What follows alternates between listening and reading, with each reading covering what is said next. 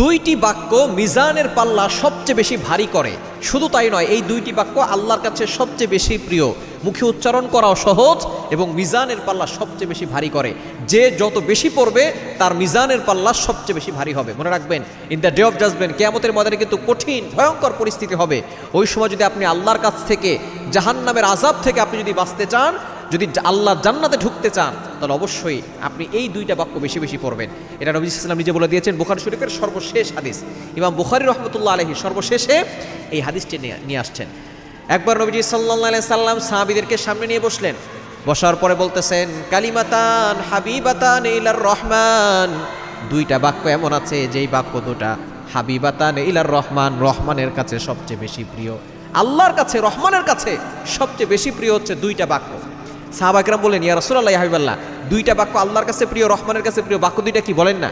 নবী সাল্লাল্লাহু আলাইহি ওয়াসাল্লাম বলছেন যে খাফিফাতান আলাল লিসান, বাক্য দুইটা মুখে উচ্চারণ করা খুবই সহজ। সাহাবা কেরাম একটু নড়ে চড়ে বসলেন, ইয়া রাসূলুল্লাহ, মুখে উচ্চারণ করা সহজ, আল্লাহর কাছে প্রিয়, বাক্য দুইটা কি বলেন না? নবী সাল্লাল্লাহু আলাইহি ওয়াসাল্লাম বললেন, খাফিফাতান আলাল লিসান সাকিলাতান ফিল মিজান, এই বাক্য দুইটা মিজানের পাল্লায় সবচেয়ে বেশি ভারী হবে।